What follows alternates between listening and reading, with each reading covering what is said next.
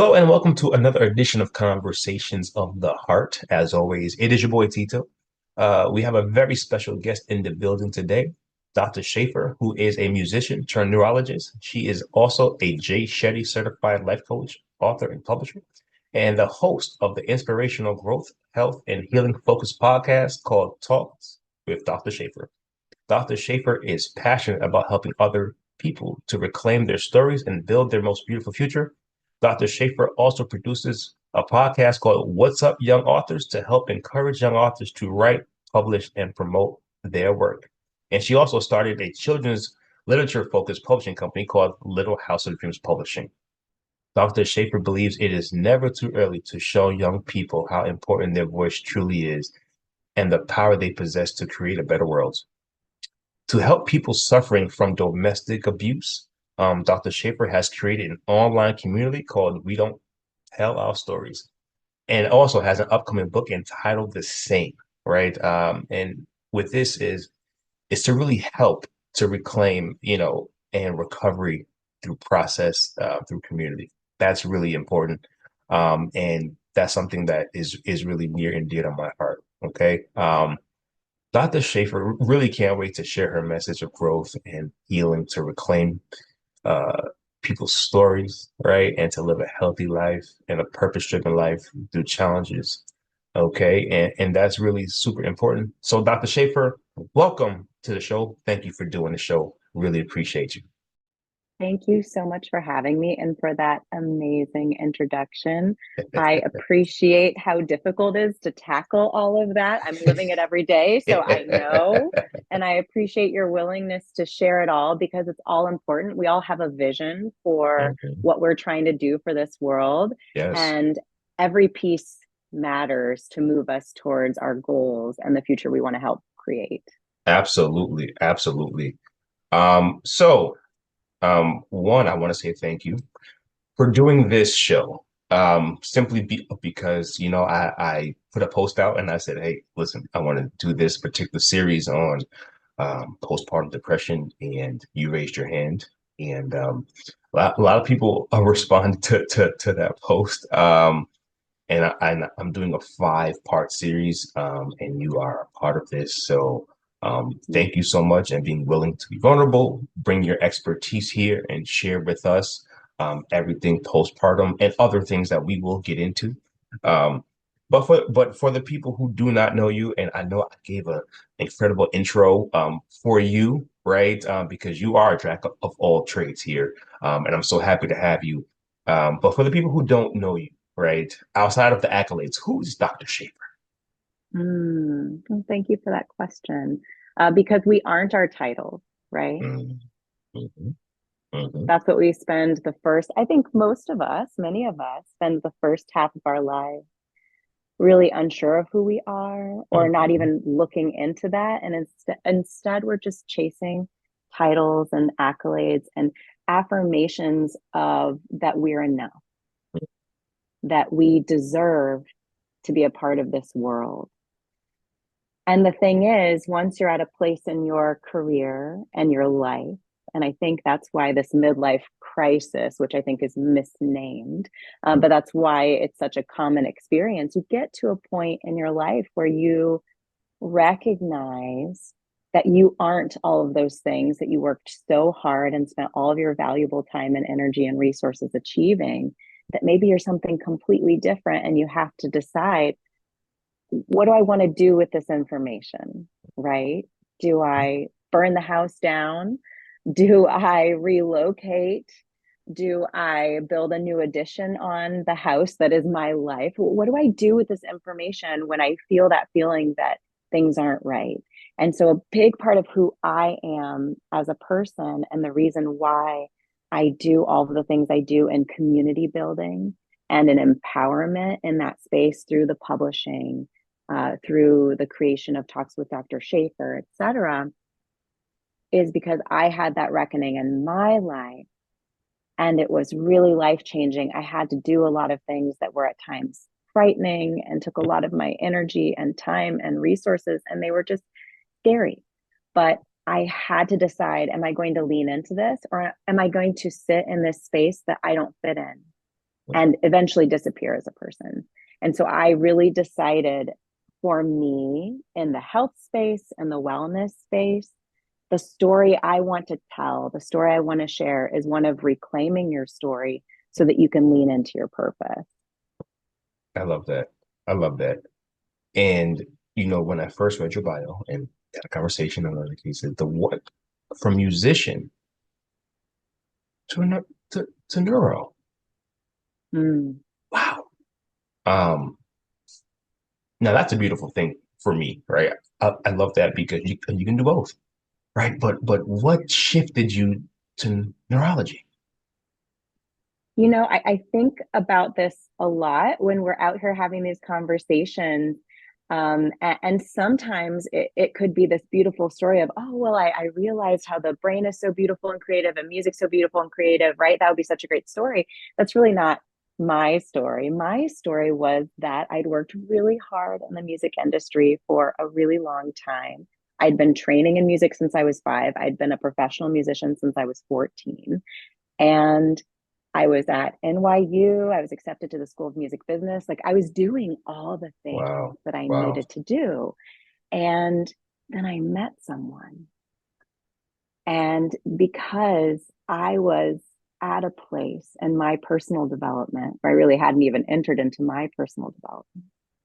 Mm, And I think, because of the environment I grew up in, which was quite chaotic, and often my job was to try to create the calm and to create the home myself. When I met this person who, you know, asked me to marry them in 2 weeks and promised me this beautiful life where finally I would feel accepted for who I was and I hmm could stop chasing that. That was such a beautiful promise. hmm That kind of love bombing type package Uh, that's delivered mm, to us. hmm It was such a beautiful, pretty package that I took it. And in taking it, there were so many strings, well, you won't be a good wife if you're in the music industry, hmm right? And don't you hmm want to have kids, and don't you want to do this sort of thing? hmm And I really bought into that whole package. Well, yes, I do want this beautiful future. And so to achieve that, I need to leave something I've worked so hard for. But it's really Wow. easy. And that sounds crazy that someone would do that after working so hard and so long. hmm But I think, especially when we're young, and especially for women, we have this idea of what love is and its importance in our life. hmm hmm And it's easy to fall into that Cinderella tale. And so I just dove into that, and I left my former life behind. I moved back from New York City, where I'd moved when I was 17, and I was couch surfing, didn't have Wow. anything but a Yeah. dream, right? hmm I left that all behind after I'd really taken some great steps. And I moved back to Indiana, where I'm from. And then it was, okay, how am I going to support myself and my family if I can't be a musician now, if that's not acceptable? And as I was going through my undergraduate studies there, because I transferred there, I was actually suggested by someone, because I was playing with the idea of psychology and I was getting my psychology degree. They said, well, you shouldn't be a psychologist, you should be a psychiatrist, you need to go to medical school. hmm And so I said, okay, sure. How hard can it be? Just completely delusional How hard can idea of it be? what that meant. Exactly. And, sure, why not? I'd already, been in the music industry my whole life. So I was used to doing really challenging things and Mm, believing in myself, probably to the point of delusion, because that's the only way that I you love can that. succeed, I love right? that. that's Yeah. that's the only way. So I did the undergraduate training. I did my classes in a year's time, to Wow. go into medical school. I applied to Wow. one medical school. I got in by the grace of Wow. God. Wow. Wow. And but as I was going through those studies, you go into medical school thinking you know what you're going to do, what you're going to specialize in. Very rarely is that actually what happens, which is good, right? We want to come to the world with a beginner's mindset that I don't know, right? I want Mm, to experience and decide, really experience what these specialties are and decide what fits me best. right. So I had decided to go into dermatology, which is very difficult to, we call it match into. There's Hmm. matchmaking involved in medicine where you get into your residency Yep. program. And I'd done all the things. It's very competitive. You have to be the top 5% of your class and do research and have all these outreach programs. You have to work really hard to get in. So I'd done all the things to get in. Mm. And then I had a blind date with neurology because Wow. we do rotations, and I fell in love with neurology and specifically with the patients that I was so privileged to get to interact Wow. with and hear their stories. For me, when I look back at that time and what was it about those patient interactions that was different, I'd been through a lot already in my life, and I really try to approach the world with positivity and with a growth mindset. Hmm. And the thing that really stood out to me and resonated with me and connected me to these patients was they weren't coming to get a mole taken off, right? That's Yeah. not what they were there for. They had really serious challenges, some of them life ending, lifelong, life altering challenges. Yeah. But they were the kind of people you wanted to sit with all day and hear their stories because they were just so Yeah. incredible.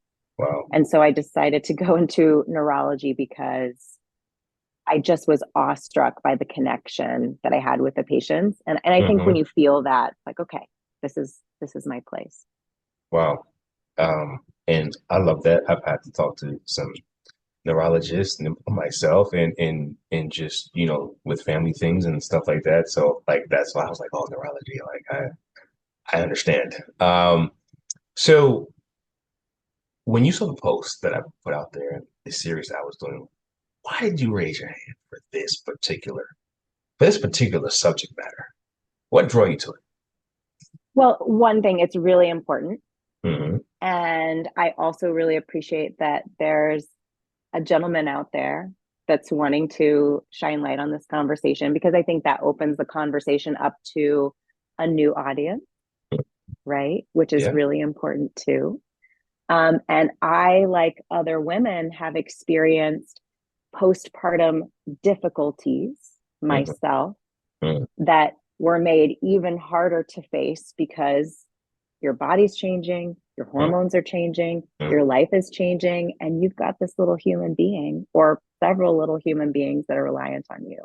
Yeah. And that's just such an incredibly important and challenging time of life. And we need to talk more about it because, just like you mentioned, my domestic abuse community, you feel alone when you're a victim of domestic abuse, Yes. even though at least 1 in 4, I Mm. think the statistic is not quite capturing all of the people that are affected, but at least 1 in 4 women Yes. are affected by that. So you are far from alone, but you feel alone.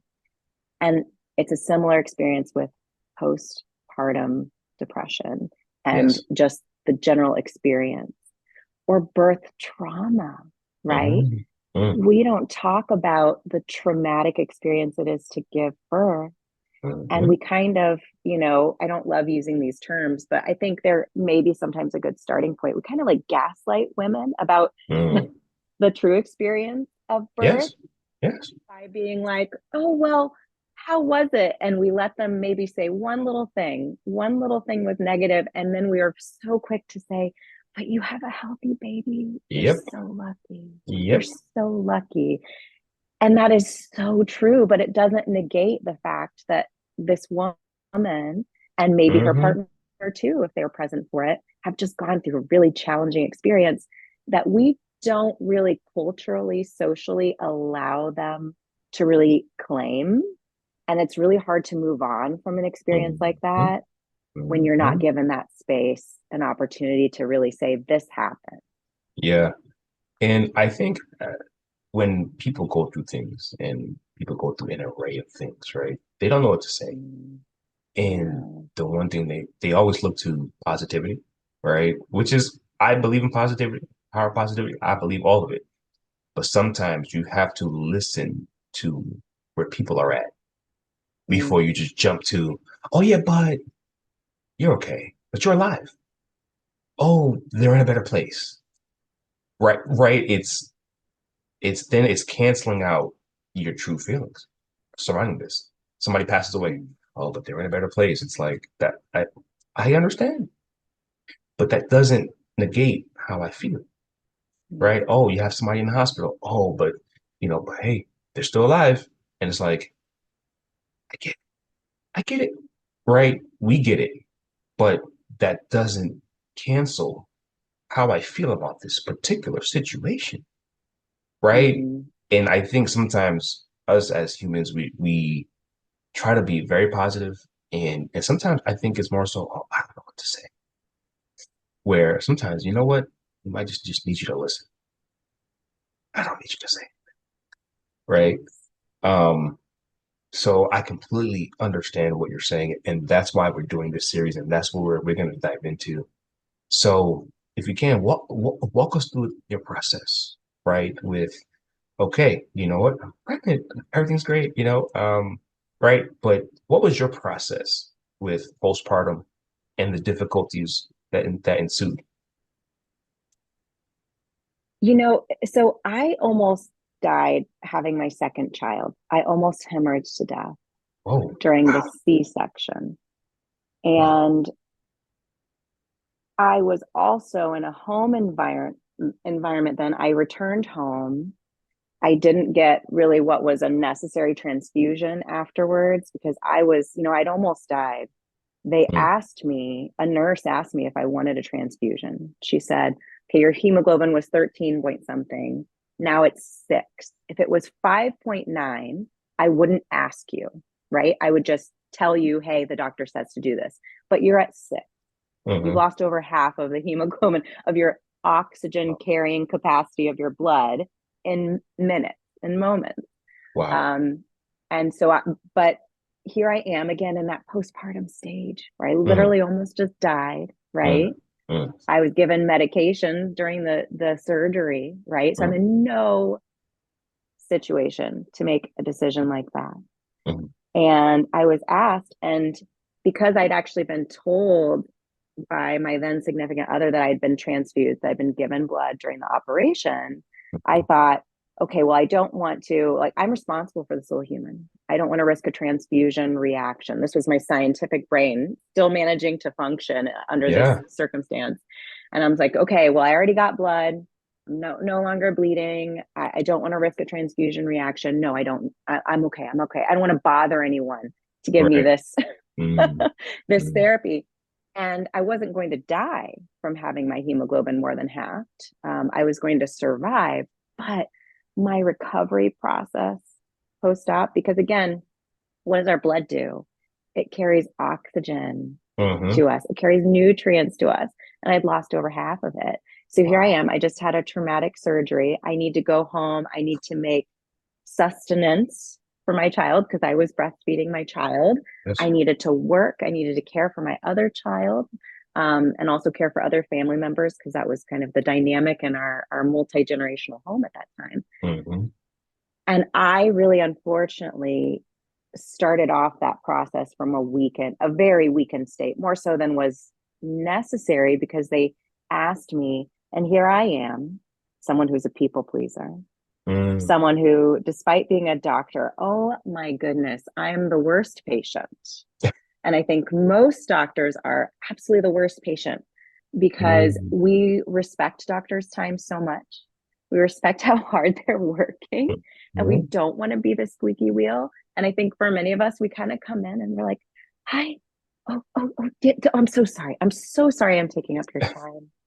I'm fine. I'm strong. I'm fine. Okay, you just, you go Mhm. worry about the people who need you. I don't need you. Thank you so much. And then Wow. we don't take care of ourselves. And it's Mm. such a common experience for physicians and I think Mm. female physicians especially, right? Like Wow. don't don't speak up, don't be a problem. Mm. You're part of the solution, you're not part of the problem. Wow. So, I went from this experience, went home and I was in such a weakened state. Mm. And here I was, I had swelling in my legs. They looked like tree trunks. Wow.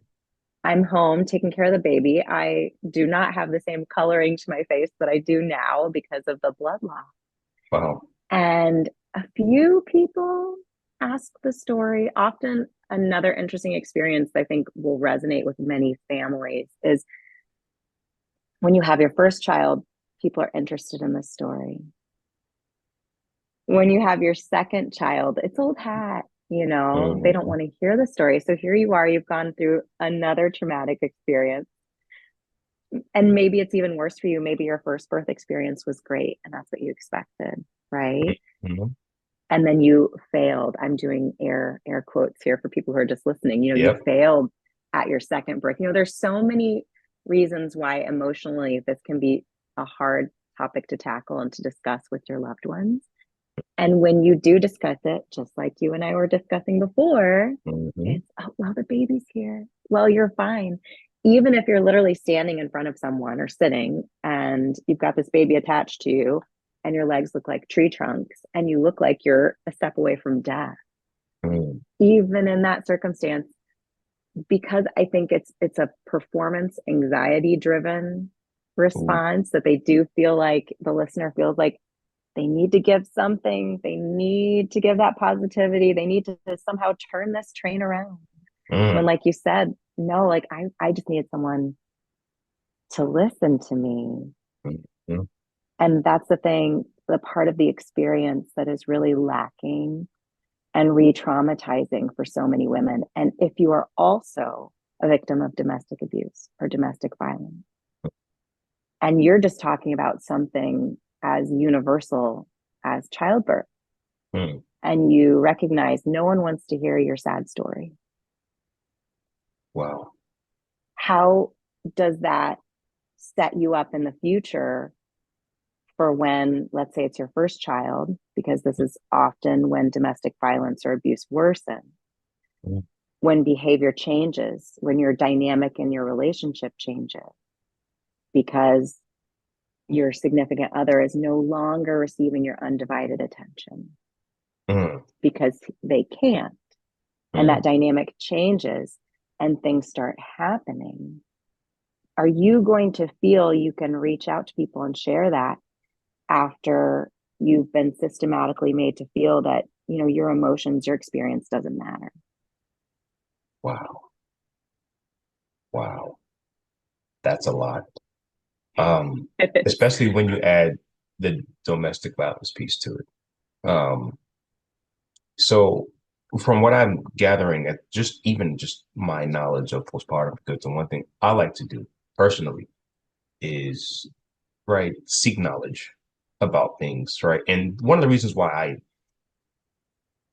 did this series is because me researching, me learning, right, of about postpartum. Because one, I want to be a better friend, I want to be a better family member, Mm, right? I want to be able to support my friends. I want them, I want to be able to support my village, in all of the things, right? And people have miscarriages, all kinds of things that happen in with this mm, whole childbirth and pregnancy journey, right? And I just want to be better at knowing, hey, what do people, women especially, really go through during this whole thing? And once I started to see, learn, look, and I'm like, wow, okay. And one day, for me, I want to be a great partner in terms of, hey, you know what? I know about postpartum, right? How can I be an advocate for you? How can I assist the person who I'm with, right?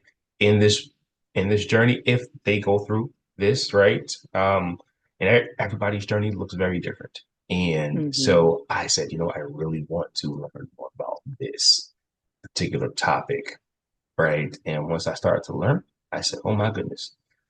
Now that I learned, this needs to go out, right? And I need to get people who can share their journey about this topic." And I learned during this whole process that even men, 1 in 10 men, go through postpartum depression. mm, I yeah. said, I was flabbergasted, had no clue. So I was like, men? Because all of my research was really about women, right? Mm, And I'm like, okay. After speaking to a therapist, in one of my series, I said, men, men go through it? So, sure. And she started giving me statistics. I said, it Mm, blew my mind, right?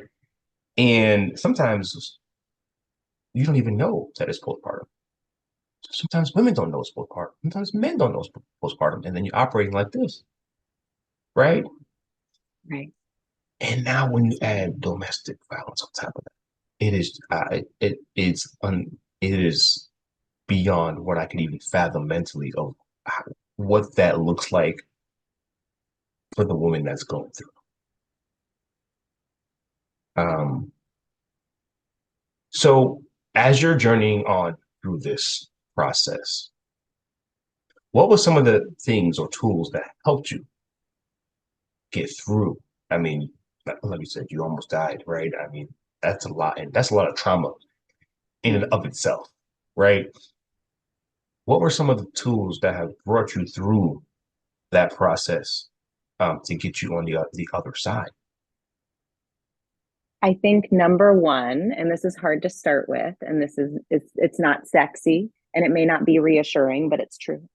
Mm-hmm. Time. Time. Mm-hmm. You're gonna have to wait to heal. The healing will not be immediate. And no matter what you do immediately to get through, there's going to be healing that happens 1, 2, 3, 4, 5, 6.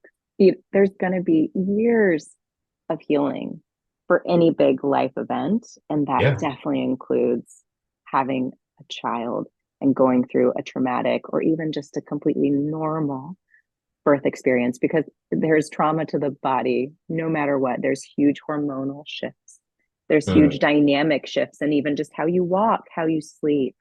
And people who haven't had the opportunity to be pregnant, um, they can't fully understand that. They don't know what that feels like in your body to both be very gravid, very, very pregnant, right, towards the end of your pregnancy, or to then have all of that shift in your hormones.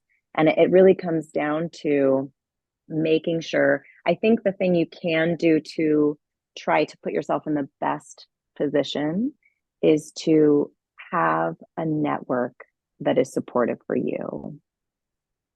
And it may be really important that that not be your partner, right? Not Yeah. because they're not a good supportive partner, but because they're also, as you said, they're going through it with you and they're having their own experience. And depending upon their own coping skills, they may not be able in that moment to meet you. And so that's why Mm. when we talk about trauma, you need to make sure that when you have that conversation, that you're choosy about who you have, you're selective about who you have that conversation with. And so I think for women and men, maybe joining a Facebook group, if you don't have a local group, or a local group of friends, or of people who are on maybe different parts of the journey, maybe some pregnant people and their families, some people who just had a baby, some people who had a baby 10 years ago. Become a part of this community. And I believe it's La Leche League is a really good one that's often recommended, a supportive group where you can ask questions about nursing, Mm. and about other things that are going to be a big part of your life, to people who, one, they're in the thick of it with you, right? So you can Mm-hmm. commiserate, but then also people who can give you really sound advice or just be a listener. And to segue, so when I had my first child, she didn't latch well. So she had a really hard time nursing the first 4 days. And I was terrified. And I was doing all the things. I was holding this poor baby in like every Yes. positioning humanly possible. And the way she finally latched was, I'll try to say it as I demonstrate with my hand, was almost like holding a football backwards, Yeah. tilted. I mean, it didn't make any sense. But on Mm-hmm. day 4, that's how she was able to latch. And then she was the perfect little eater. By a month of age, I'm trying to remember. I mean, by a month, she was probably in 3-month-old clothes. She was such a good eater after we got Wow. through those first 4 days. But Wow. the first 4 days, they lose weight and it's harrowing, and you're feeling so much guilt and so much stress. And a friend of mine recommended La Leche League. And I downloaded the ebook, right? Because they have a big Hmm. thing that's, I believe, free that you can have as a resource. So I downloaded that and was looking at it on my phone. And then that friend who recommended it to me, I could talk to her. And that really got me through those days. And I shared this experience with every woman that was in my personal circle that I knew was pregnant. I shared Hmm. how hard it was, how awful it was, how my mom came in, I think, day 3 and was so nice. And she asked if she could do laundry. And I completely barked at her. I don't even remember what I said, but I was just like, I can't even talk to anyone right now. I'm trying to get my baby to eat and she's not eating and I'm afraid she's going to die. Right. I just was beyond myself with sleep deprivation and fear. So I would share this story with anyone who I thought could benefit from it.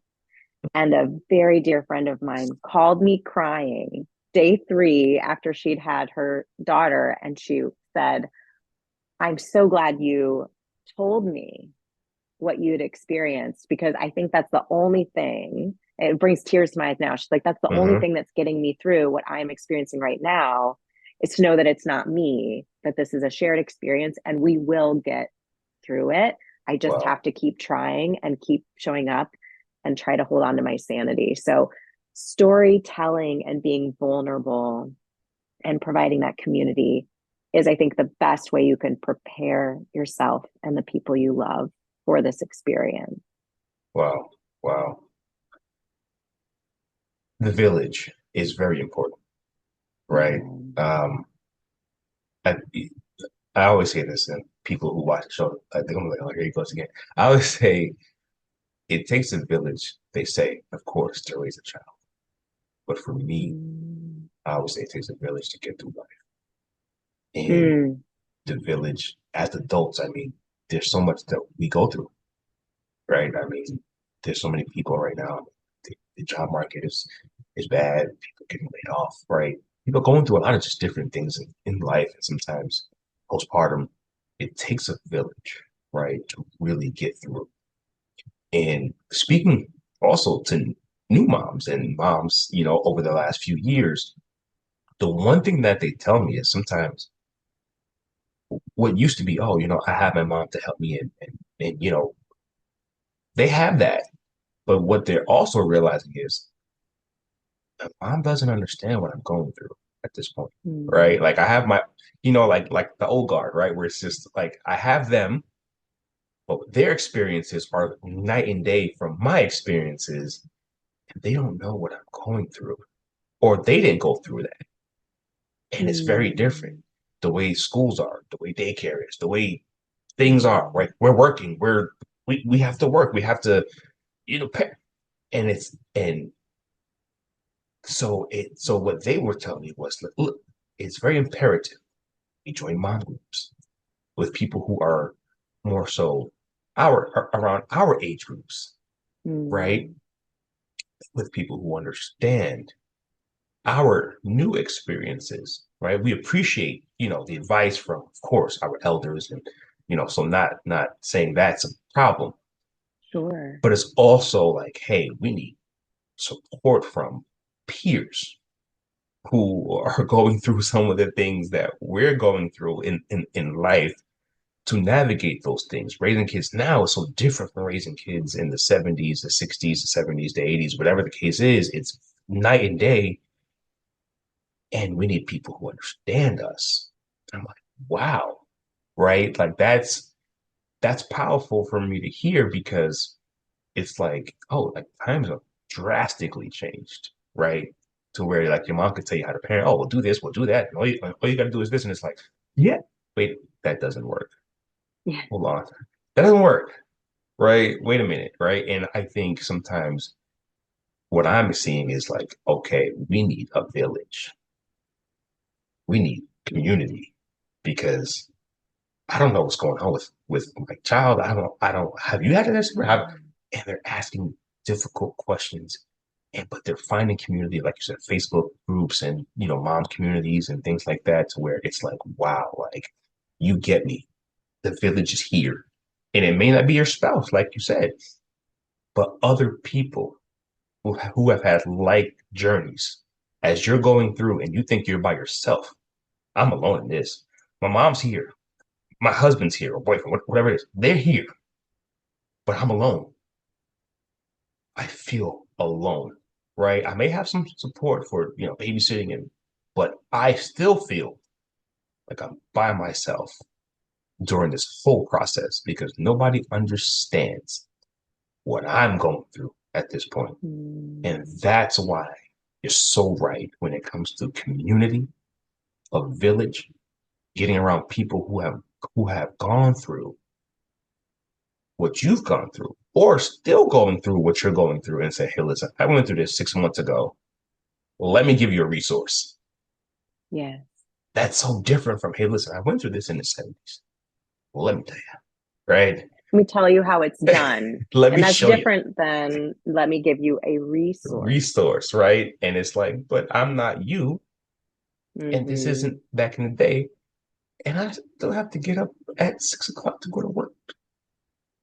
Like it's vastly different, right? And so I love that you said that about a village, right? And really having surrounded yourself with the right people because that is so critical and so important.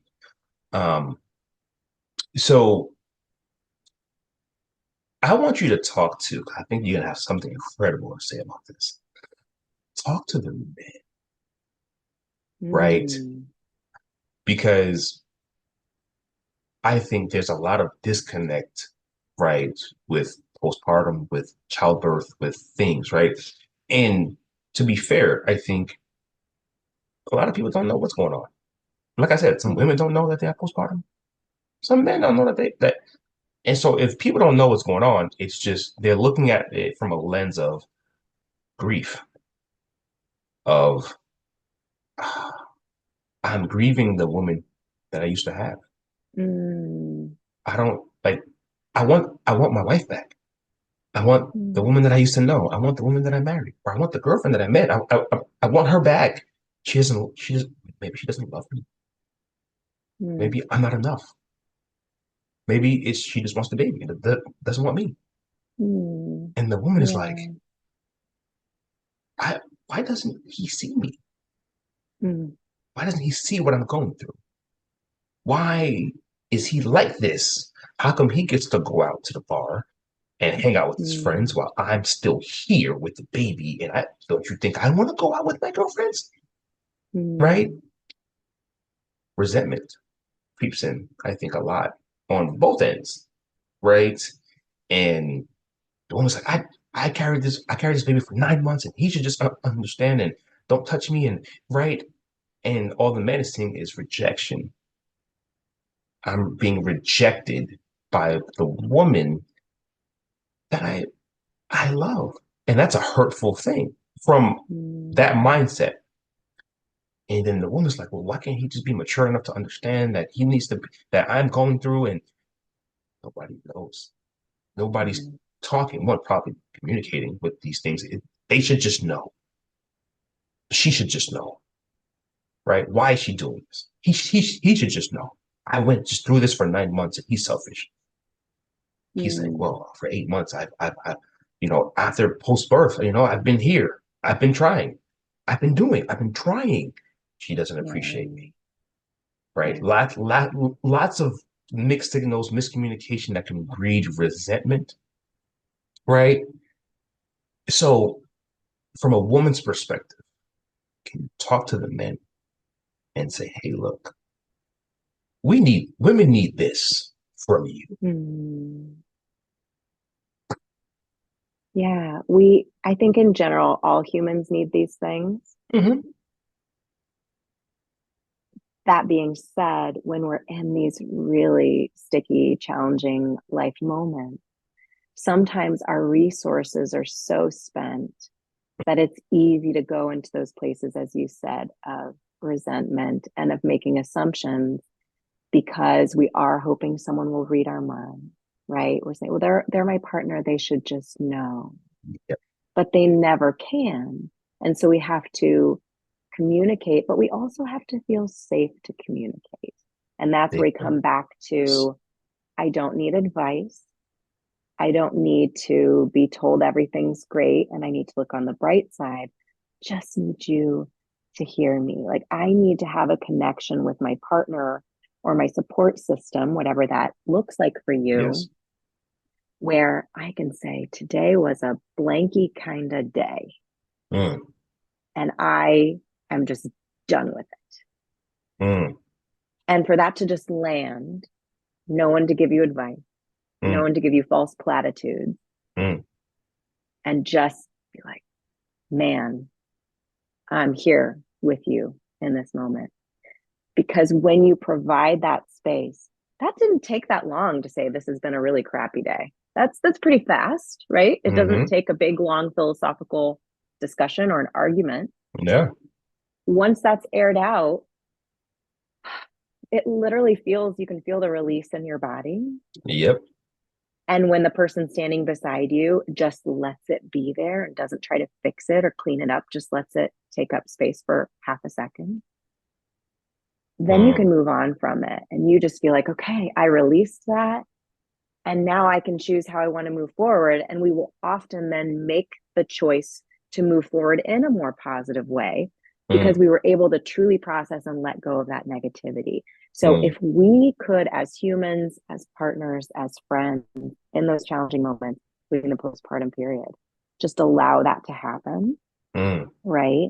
And then maybe later, if we think that person would benefit from a resource, send them a text later and say, hey, I'm so grateful you shared that with me. I know that was hard to be Wow. vulnerable. I have those Wow. moments too. And I'm so, it was such a privilege to, to experience your vulnerability.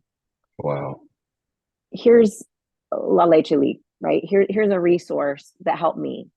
So maybe you didn't perform in the moment for them. Maybe you Right. didn't share your experience or your resource in the moment because you just let that be their moment. And then later you circle back to it. Here's a resource. Maybe it applies to you, maybe it doesn't. But because I love you, I wanted to share it, and put no responsibility because that person is telling you, I have no capacity left to be responsible for a single thing, right? I Wow. might not even feel like I can manage being responsible for eating enough right now because Wow. I'm doing all the things for my home and for my child, like, or sleeping enough. I can't be responsible to myself as a human being, let alone responsible for making you feel better about how our interaction went or making you feel good about the resource you shared me. Like, I can't take on that responsibility now. And I do think that's in part why a lot of women don't ask for help or have these conversations because of the way conversations tend to go. And there's not a Right. lot of listening and there's a lot of Mm, advice, mm, and a lot of platitudes and things. They're like, that sounds exhausting. I'm just going to stay isolated because mm, I only have enough energy to put one foot in front of the other. I don't have energy for that conversation. mm. Yeah. And if you've listened to the previous episode, the one thing that this amazing therapist was talking about this um, from a clinical perspective, and it was the power of the pause. And Mm. and I was like, yes, right, because men. So we're speaking to the fellas now. Men, we have a we have a thing to fix. It's innately if your mother brings something to you, you want to fix it. If your girlfriend, your wife brings something to you, you want to fix it. It's oh, I got you. Mm. All right, I have the solutions that you need. Let's go. Right. And if I can't, and if I don't have it right now, I can get it for you. Right. So you have it. So you overwhelmed. Cool. Cool. You know what you need to do? Massage, get your nails done, feet done, like I'll go to brunch, go out with your girlfriends. Okay, cool. I'll keep the baby. Good, great. All right. So what else do you need? And it's like, okay, Mm. wait, wait. I don't know if that's even what I want at this moment. And and I can, from a man's perspective, I know I've been guilty of it. Oh, I know. So, fellas, it's not just you. It's me too. Because I like to fix. Right. Mm. What's the solution? Because I'm very solution oriented. What's the solution? Because I don't want you to feel what you're feeling at this point. I don't. So how can I hop in the telephone booth, loosen up the tie. Superman's alive. Let's go. That's innately what we want to do, right? Because we don't want you to feel that discomfort. But sometimes, and a lot of times, it's I don't need you to. You might know the solution. Dr. Shafer might know the solution herself, but she just needs you as a partner to say, "Ha, I just need you to listen. I need to unload this right now. I know what I got to do. I'm gonna get to it tomorrow, but today I need you to just listen to me." Yeah. And unsolicited advice, this, that, right? I'll take the baby. Well, what if I don't want you to take the baby right now? What if that's not what I need at this moment? I just need you to listen. And once I Mm. release, I might have the capacity now at this point to do what I gotta do. And that is something for men that sometimes can be hard to, right? Mm. And that's where I say sometimes, fellas, ask communication. Okay, so Dr. Shafer, do you want me to listen or do you want me to assist in the fix? Yeah. What do you need me to do today? Right? And if you say, I just need you to listen, I'm all ears. If you say, well, I think I might need some assistance with the fix. Do you have any, can you help me with resources? Can you help me with certain things? Mm. Great. That that communication of let me pause, the power to pause, and let me ask, hey, what do you need from me at this point? Because we assume and we don't communicate. We just assume Superman's here. Superman is here. Save the day. We have all the answers. We got you. And it's like, no, you don't.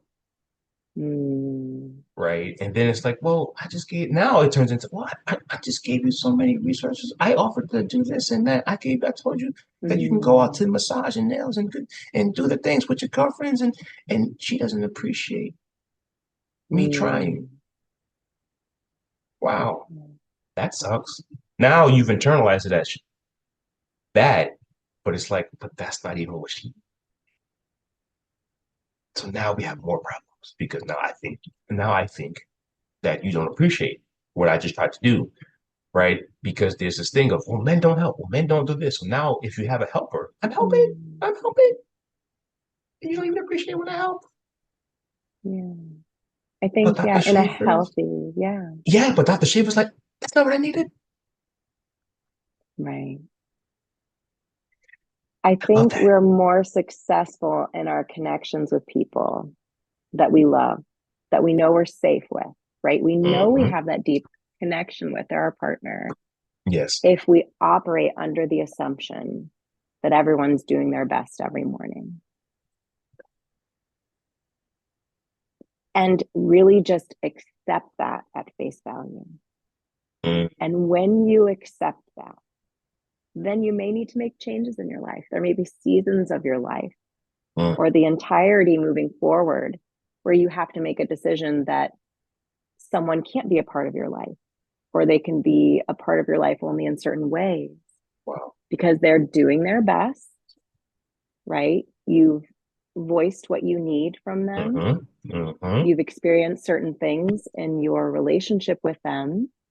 Mm-hmm. And you accept that just like you don't want them to fix you and to instruct you and guide you, you want them to take you for who you are and not guide you, but stand beside you and learn with you and go through this journey of parenthood or growth and community together, not one person above or behind beneath the other person. If you can't grow in a relationship in that way together, you do have to go where you can grow. And so there may be times, and it's often in these really challenging times in life where you do have to take stock of relationships and say, does this work? They're doing their best. Mm, They've had these opportunities to show up. I feel like I've communicated my needs, right? And it's not helping, and it's hurting me. And mm, I'm trying to form myself into a pretzel to still be able to stay in this space. It's okay then to take a step back and say, this doesn't this doesn't work. And I know you're doing your best. And it's okay. There's a Taylor Swift song that I really love.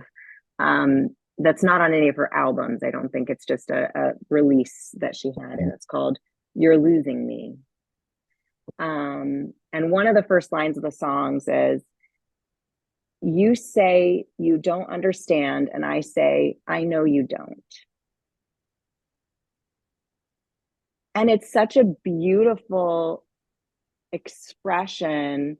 And she kind of says throughout the song, like, you're losing me, like, stop, you're losing me, and goes through that experience of how their relationship changes. But even though she's expressing that, stop, you're losing me, she's not begging. She's not trying to make them a different person. She's just kind of saying, like, I'm putting out the flags here, the different colored flags, to wow. kind of say, like, caution, this isn't working for me anymore. Right. Mm, The heartbeat of our relationship, our connection is leaving. And I think it is during really challenging times in life when this becomes, often more apparent, where we kind of take real stock of our relationships, because we have to, because we don't have the energy to expend in having conversations that are painful, that put us down. When everything's fine, we can go to dinner with a friend mm-hmm. and they can be kind of rude, or they can show values to us that don't really align with ours. And because everything's fine, and maybe we knew them from college, or they're friends of a friend, we can kind of like let it roll off our shoulders and not address it and just go on. But when it hits the fan, we can't. Right? We don't have the resources to do that. We just need our crew of people, our support Wow. system, to be real. And so it's interesting, because I think some people might say, oh, don't make any big decisions about relationships when you're in the thick of it. But when you're in the thick of it is when you really learn what is there to truly support you, who is there, who really loves you as you are, not what you can give them. And you can lean into that. And if someone really loves you, even if your partner is doing everything wrong, they're doing everything wrong. They're trying so hard. They're showing up as they're doing their best every day, but it's not Mm-hmm. what you need from them. If you have a true loving connection, you can say, hey, they'll ask you, I'm so sorry. I thought I knew what you needed. Obviously, I don't. What Mm, This isn't working. What can I do for you today? You don't give mm. up. You don't say, give me the list of the groceries, because that drives us crazy, right? That drives us absolutely crazy. You know what we eat. Look in the refrigerator, and you can maybe ask, is there something special you want beyond what we usually get? I can Right, figure out what we usually get, but like, do you right. need anything special? Yes, you can ask that, but don't ask for the whole laundry list, right? Mm, Don't ask what time school is over if our kid has had the same schedule for like 3 years, right? just just be present in a part of your life. But if you have a really good connection, being vulnerable and saying, I'm messing up, it's not disconnecting. It's not like going to get you a slap on the wrist, like back in school when you messed up and you didn't want to tell anybody. When you mm-hmm. admit that you're not winning, that your approach isn't working, and you are vulnerable and admit that, apologize, and ask how Mm-hmm. you can move forward, that is so connecting. And like you said before, I mean, that's what we're really seeking. And the divide is getting so further and further. We're getting more and more divided after, in this postpartum period, when we have all these new responsibilities, new shifts in our hormones and our sleep schedules and our responsibilities. Let's find a way to connect. And often it is through being vulnerable and saying, hey, I messed up. I'm not being a good partner, but I really want to be. I love that. Vulnerability is power.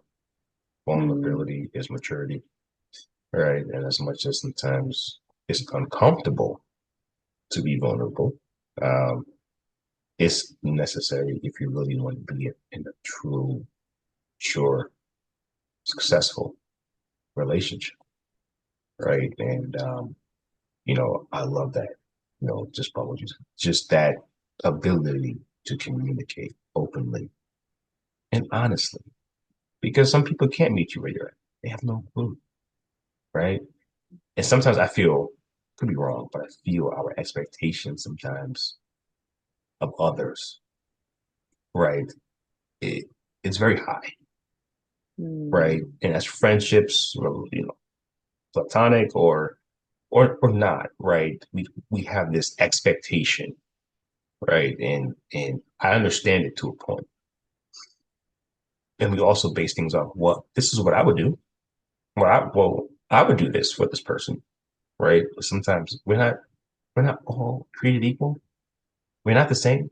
We're raised differently. mm, A lot of us have been raised differently. And so sometimes I feel like that communication is key because it can also apply grace, right? mm, We live in a society where everybody is expendable. Well, if they're not doing this my way, bye, right? mm, And it's like, where's the grace, right? mm, The communication. Sometimes when you communicate with your partner or friend and you actually start to understand them, you're like, oh, they may not even have the capacity, but they're trying. Or they could be going through their mm, own battles, right? With things in life, sickness and things, and you may not even know because they didn't want to tell you because you're going through your stuff. And it's like, right. but if you openly communicate with them, it's like, oh, they're trying, even though they're going through something bad, right? Oh, I'm going through postpartum. I didn't know my best friend was going through a possible divorce. Mm, Oh, and here I was thinking that they should be doing this and that and the third mm, for me, showing up for me, but they're doing the best they can, and they're going through something traumatic themselves, but they're trying to show up for me. And that's why I believe, like what you just said, communication is essential in all mm, relationships so that you can have an understanding of people, right? Because just like you're going through, two people could be going through a lot at the same time, and we don't know. we don't. And vulnerability is how I think one of the, we think about what are the main points when you're coaching, when you're creating these communities, what are the main points you want to get across to people? And one of the very practical points that I would love to convey through this type of conversation is that, if you're coming to me because you want the coaching, you want, okay, Dr. Shafer, what's the fastest way from point A to point B, right? It's usually vulnerability. That's the fastest way from point A to point B. Because if we just ask the hard questions and we pause, as you said, and really absorb the answers and make truly informed decisions about how we want to move on, whether it's in our job, our relationship, whatever it is, based on what's really happening, the data that we received, because we actually asked the question instead of leaning into all these assumptions that live in our head that have to do with our reality and our life experience and not with the person we are making the assumptions about. If Mm, we really do that and we practice that, and it's really not easy in mm, the moment, it's difficult because it requires just an absolute focus on the moment. And it requires you to break all those old habits, those, in our brains, we have all of these pathways we go down. They're so well worn. It's hard to break the habit of making things about us mm, or making it about what we know and what we've experienced in life and thinking, how can I advise them? How can I make sure I'm showing up in a good way so that I perform well in this conversation, that I mm, I save them. I'm Superman, as you said earlier. If we just in the moment stay really hyper focused on learning and on connecting with that person, when you actually assess that situation later, you think like, oh my goodness, I saved so much time and energy by leaning in and just getting to mm, the heart of it. Because I would love for everyone to just think about something really important that happened in your life because of assumptions or miscommunications, not asking the question, right? Wanting to perform and not wanting to just say, what do you want from me? Instead, just trying to outperform yourself. So maybe someone will like you, or you'll get the job, or someone will marry you. If you just took a step back and were really honest about the situation and vulnerable, how much time would you have saved? And I think for many of us, it's decades. Wow. Wow. That is powerful. Powerful. I want to transition, if you will, to you have an online community, and I wanted to definitely touch on this. Right? We don't tell our stories, right? And it is supposed to be a safe place for people suffering from domestic abuse and right and intimate partner violence, right? So, what led you to start this community, and why is this such an important community that you've started? Mm. So on my journey, I experienced, like so many other people in my shoes, so to speak, Mm-hmm. severe isolation. Isolation to the point where, I was isolated from friends and family. It was preferred that I didn't make phone calls unless someone was there to overhear them. I wasn't even permitted at times to speak my own language in my own home. I mean, and these are all just little examples, not to get too, tied up in the details of it. But when you're living this life where you're so isolated from even your own culture, your family, your friends, you're isolated even from your own monetary resources, as is the Wow. case for many people who are victims of domestic abuse. You're so isolated, and that makes you feel like your situation is a cage. Mm. When in reality, we are free beings. We have so much more power and strength than we recognize, in part because we were told we didn't have that strength. We didn't have that autonomy. And I like to give the example of you're on a hamster wheel, it's not a cage. Mm. You can step off, but it's going to take energy, right? Because the body in motion stays in motion. You've been running this race, this Mm. unbeatable race for so long for most Wow. people, that to step off is going to mean you Mm. stop that momentum, you step off. So imagine, like, that feels, even you lose your balance when you step off of that wheel, right? You're looking for solid Mm-hmm. ground. It's a risk, but that wheel was taking you nowhere. So to understand that there are other people that are on these wheels together running nowhere using all this energy, and that we as a community can help one another recognize our power and our worth, and that Mm. when we decide to step off, there will be a community of people there next to you to support you as you make those next really important and often very frightening steps towards your future and leaving that cage and just living your own life as you choose. Wow. Powerful. Powerful. And along with this community, right, there's going to be a book. Yeah. There's going to be a book. Yeah. Yeah. And that's evolved. So I've decided pretty recently that what I want to do with the book is I'm going to have, in addition to talks with Dr. Shafer, which, I speak to people from all Mm-hmm. walks of life and have them share their stories. And then I have solo episodes where I share little tidbits of my story, or reflections on things, medical things as well. As an addition to that, I'm going to create a limited series called We Don't Tell Our Stories, where we go through the chapters of the book in audio form. And so that way, if someone would prefer to hear it, they have access to that. And it will allow people to, again, see themselves and someone else as they go through that life experience from beginning to end, from childhood, from the things that maybe set up the lead character in the book or what was yet to come, to leaving and what that looks like for their life, not as instruction, but just as a shared experience. And so I'm so looking forward to releasing this, Mm-hmm. and then releasing the book too, But I just want to emphasize how important it is and how fortunate we are in this day and age to have the medium of podcasting. Hmm. It's such an equalizing force. It allows us to get information to people.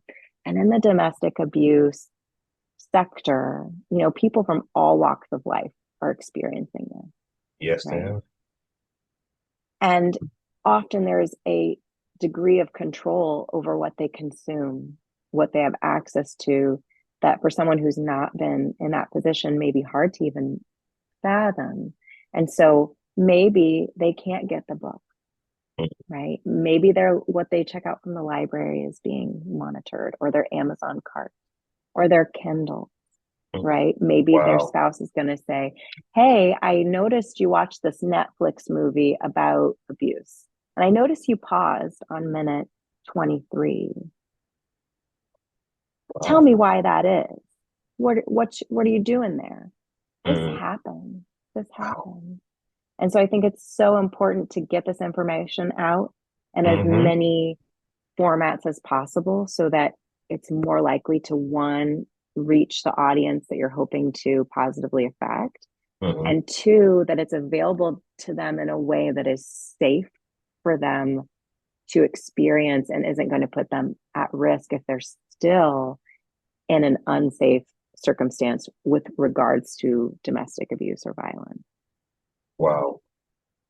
That is something that's powerful. And one, I pause right here. I just want to thank you for the work that you're doing in that space because domestic violence, domestic abuse, um, is something that is rampant, right? Mm, And it's unfortunate because there's a lot of things that come along with domestic violence, mental health issues, right? Financial issues, right?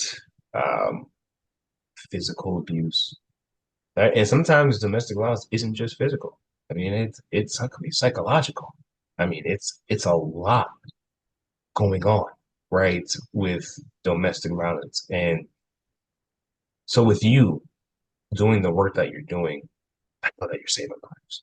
So thank you for what you're doing because domestic violence, when it comes to domestic violence, people just want a safe place. They want a safe place to land. They're seeking, they're desperate for a safe place. And you're providing that in multiple ways. So thank you for the work that you're doing. That so I just wanted to say that. Little House of Dreams Publishing. I thought it was amazing. Um, that it's geared towards children, right? Children's literature. Um, and that's why I say you're like a jack of all trades. I mean, you got neurology, you got, you're involved advocacy in domestic violence. Now, children, right? Children's literacy, right? So what's that about? And why did you start that? yeah. So that's about empowerment. And, Mm-hmm. when we discuss, and that's why from the beginning of this interview that I'm so grateful to be a part of, I love that you shared all those pieces because I think when we have a vision to try to leave a positive impact, there's a dream board. It's not one thing, right? So, talks with Dr. Shafer, I'm speaking to people who are most likely around my age, having similar life experiences, right? Or maybe they've had similar life experiences to the guests that I'm having on the show. But that doesn't change the trajectory of domestic abuse or personal health or growth sector. That's just, that's kind of very doctory. It's okay, you're coming to me with a problem. Let's work on making it better for the future, right? That's a very doctor like place to position myself. Mm-hmm. But many of us, that's not enough, right? We don't want to just treat problems when they arrive at our doorstep. We want to try to help alleviate human suffering by making it so that that problem is less likely to happen. And so for me, creating a space where children are empowered to write about whatever it is, and usually children write about really big stuff. It's often disguised as something fluffy and cute and sweet, But if you read children's literature, they tackle a lot of really important things because Hmm. children are very justice oriented. Hmm. Um, and they really they care. It really matters to them, and they're willing to put their stake in the ground and tell this story and in a powerful, connecting way. And so for me, as someone who's trying to impart upon people the power of storytelling, I want young people to know they have that voice and for them to maybe with a bit more responsibility take control and power of that and say, okay, what am I going to do with this power? Right? I have a Hmm. voice. And once you start to see how your voice impacts others in a positive way, I think there's a natural evolution of, okay, I need to be careful with this tool. What do I want to do with it? And Hmm. my personal experience with that, and I always keep, they're like my blanket. I always keep them next to me. My Hmm. daughter, when we were going through a lot of challenging things as a family, as a part of her homeschooling program, because COVID, um, she wrote her first book and Oh, published wow. her first book when she was 8. Look at And for that. her, yeah, Oh, that's so amazing. so she was 8. So wildlife, Wow. animals, Wow. that's that's what she was passionate about. So she wrote that.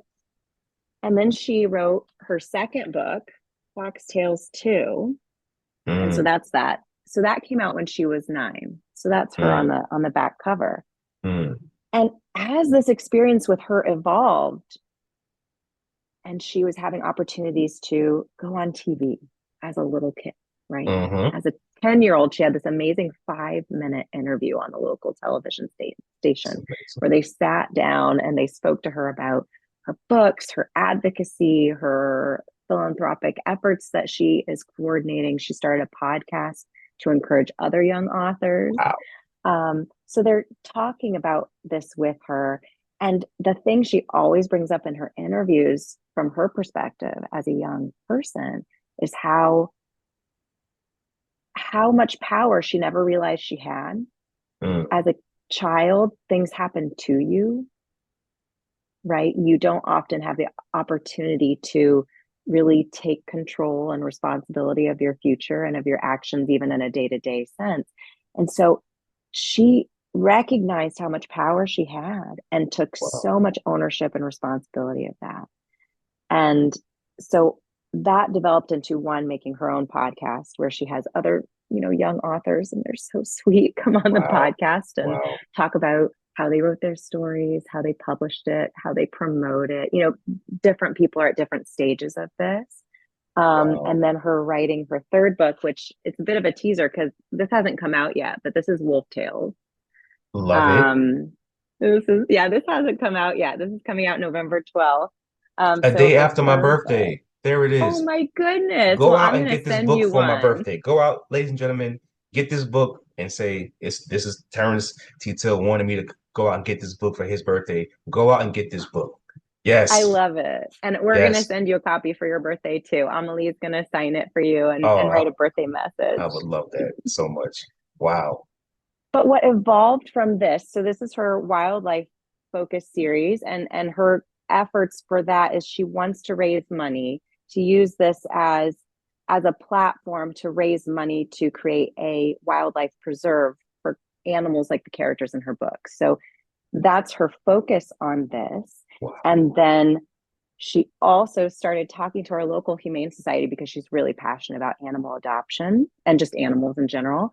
And partnered with them. And now she's actually writing a book called Shelter Dogs.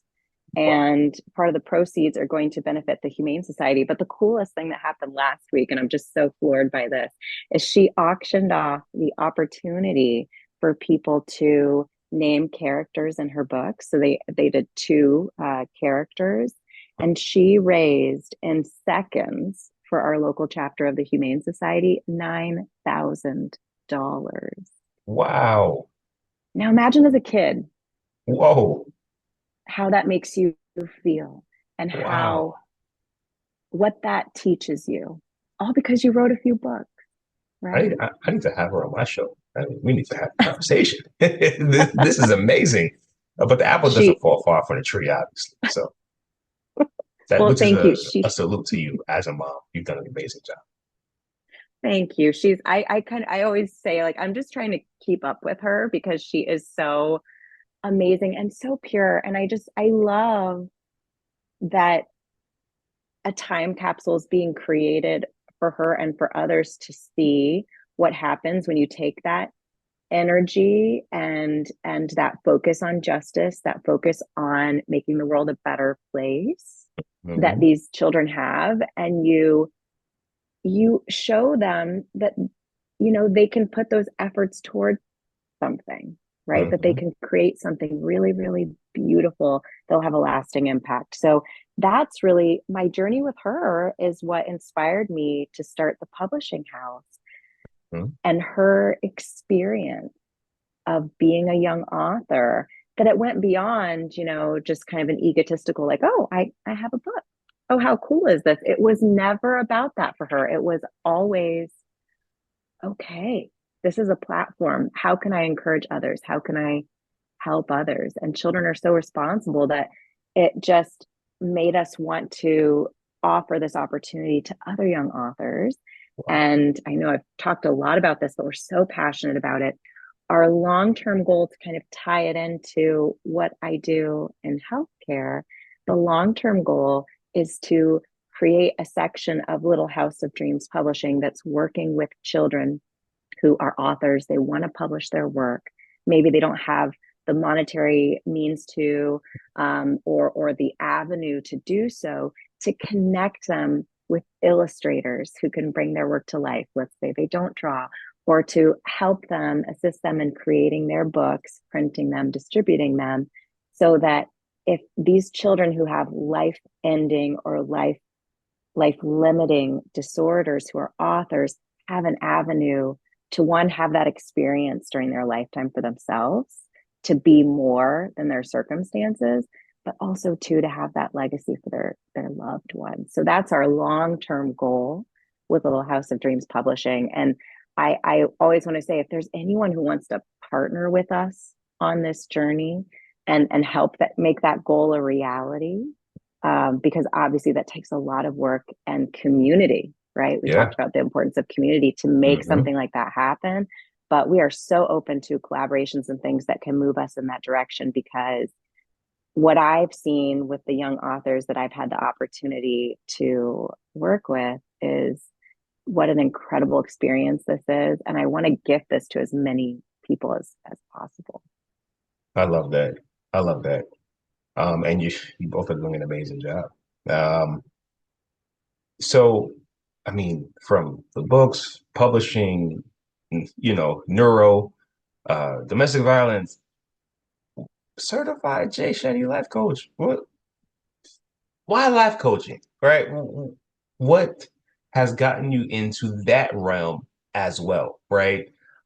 We know who Jay Shetty is. I mean, we all know who that is. He doesn't need an introduction, right? But why life coaching? Why that avenue as well? Yeah. Well, it's twofold. So I recognized the responsibility we have as physicians to more holistically approach how we heal our patients, Hmm. and prescribing a medication or physical therapy is really helpful and really important. But if Hmm. someone's not safe at home, or if someone has all these mindset or limiting belief issues that are between them and their healing, me going on the back end and giving them a prescription, it's not going to get us where we want to be. It's not going to get the patient where they want to be. Hmm. So that was something that always was on my mind, seeing patients. And then when I went through my own severe isolation, there was a time when, I wasn't leaving my home. My phone number had been changed several times for my privacy and my safety. Um, and I was very, very isolated. And nonetheless, women were finding my contact information. Even my email was different. No one had it. They were finding ways to contact me. And I was receiving, messages, phone calls, and text messages. I have no idea how they found me. And they'd Oh, say, well, someone in the community told me that you can help me. I'm Wow. going through this, and they told me I need to talk to you and that you could be a resource for me. And as I had these discussions with women who were going through similar experiences as I was, I'm a doctor. I want to do things right. I want to do Yeah. it from a place of being informed and well trained. Hmm. I remember having discussion with close confidence in mine and saying, how do I legitimize this? Like, I don't want to do this wrong. Hmm. Because basically what they wanted was coaching to help them in their experience. Right. But I wasn't a trained coach. So then I did a lot of research and I came to the Shetty uh, Life Coaching Certification School, which is phenomenal. Highly recommend it. And for me, not only did I learn how to be a coach, but I learned how to be a better listener, Mm. right? How to Mm. lean into the pause. Like you said, that's a huge part of what coaching teaches you to do. Mm. And so that's what led into it, kind of the interest from Hmm. years ago, and then the true life experience of, okay, I'm doing this. Right. I need to do it the right way. And since Hmm. then, it's evolved into having the podcast and the other materials to try to reach people in different avenues because they may not need one on one coaching. They Hmm. may just need a clip on TikTok. They may just need a blog entry.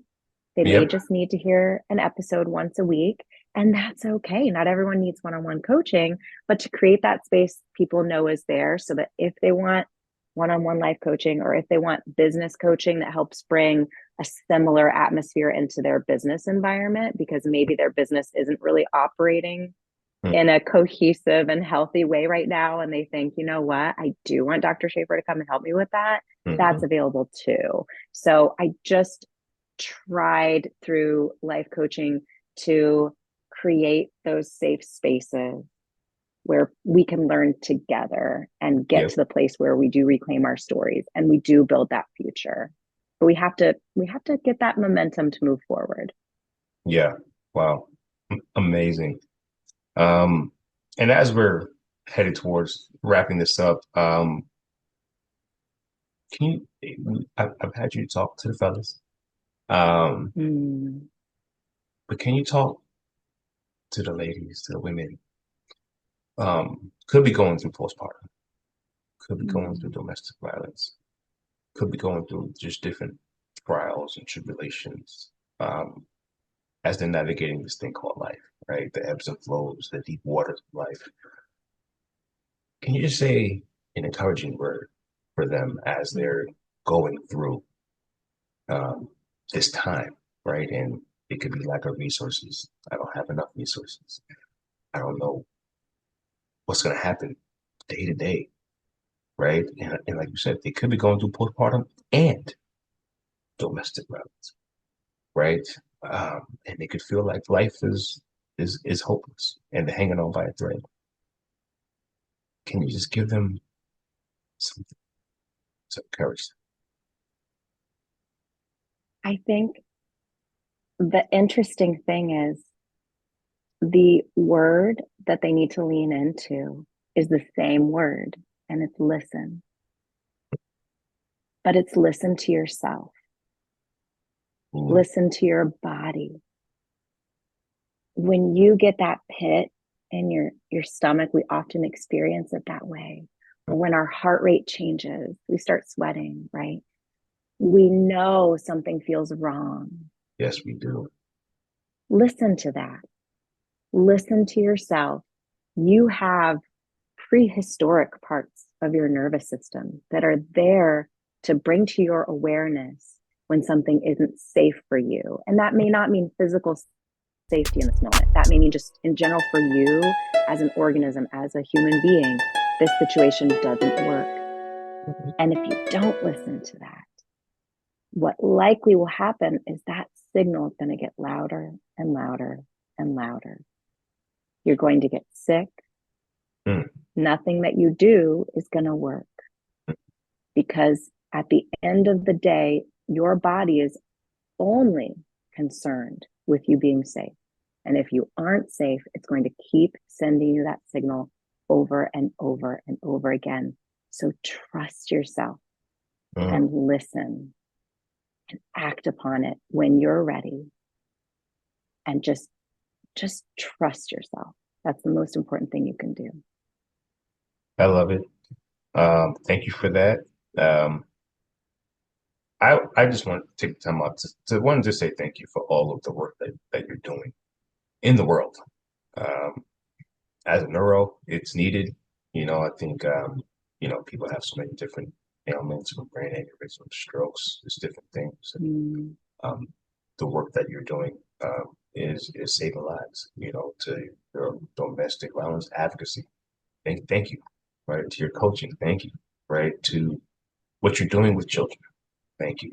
You are a jack of all trades. You are doing God's work, I feel, on so many different levels. And thank you for sharing your story here with us, with the listeners. You don't have to, but thank you. Um, and thank your daughter too for all of the work that she's doing. Mm. It is an amazing thing to hear. Just what young people are doing out there in this world, and she's Mm. changing lives and doing the same. Um, and just thank you for being an incredible mom, and thank you for being here. I think that's the one thing so many people in life have a reason to give up. They have a reason to say, you know what, I'm done, right? And for various different reasons. And you didn't, and people's lives have been changed because of it. So thank you for being here. Thank you for staying here. Um, and thank you for being a part of this conversation. I sincerely appreciate this. Thank you so much. Oh, Um, and thank you so much for making this space and for being such an incredible, welcoming host and wonderful person to talk to, and for giving a space and time to a conversation that you don't have to be a part of, right? You could easily skirt around this conversation, but instead you're using your time and energy and your expertise to bring a light to it. And that is so incredibly valuable. Thank you so much. And for holding my story with such care, because that's how we move forward in these spaces, is by being careful, kind listeners and observers of other people's stories. Thank you so much. Absolutely. Thank you so much. One last thing. Tell the audience how they can reach you, how they can listen to you, um, and how they can access you and your daughter. Excellent. It's so many links because as you said, we do so many things. I'll try to And they be are brief. going to be on the episode. So all you got to do is click the bottom, and all the links will be there. Perfect. So my website is www.drshaferstadronova.com. And it's easier to find me by just Googling Talks with Dr. Shafer, and you'll find all the links on, TikTok and LinkedIn and Facebook and Instagram. I try to make sure to keep up with everything because, like we were discussing earlier, it's so important to just reach people where they are to Mm-hmm. get the message across. So we do our best.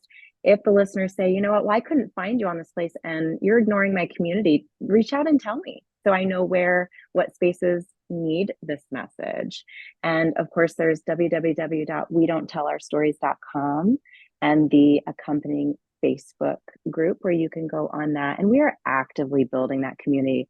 That's another opportunity where I say, please share links with us, share stories, interact with us, make this the place, if you can do it safely, of course, where people go for community, because that's really why we're doing that. And then for my daughter, What's Up Young Authors is her, with an exclamation point, is her YouTube page where you can see all sorts of fun stuff. And her website is www.amelieanastasia.com. And there you can learn about her philanthropic efforts, and you can contact us and let us know, hey, I'm a young author, I want to be on the show, or I'm not a young author, but I write children's books and I really want to be a part of this. Please, on any of these outlets, contact me. We want you to be a part of the story too. Wonderful. Please like, subscribe, follow. The links will be right here and in the bottom. So it's not going to be hard to find. Just click at the bottom. You'll see it there, and like and subscribe and support the movement that Dr. Shafer and her lovely daughter has. And again, thank you for doing the show. So many gems were dropped, and we definitely appreciate you Thank you so much. And this is actually going to be the last part of this series. It was a five-part series, lots of information. I hope that you all have enjoyed, learned. Um, Even though they were tough conversations, I hope that you have learned a lot about postpartum and educated yourself and has had lots of resources now going forward. And we saved the best for last. Thank you so much, Dr. Shafer. You have concluded this series on postpartum, and this has been another episode of Conversations of the Heart. We will see you next week. Peace.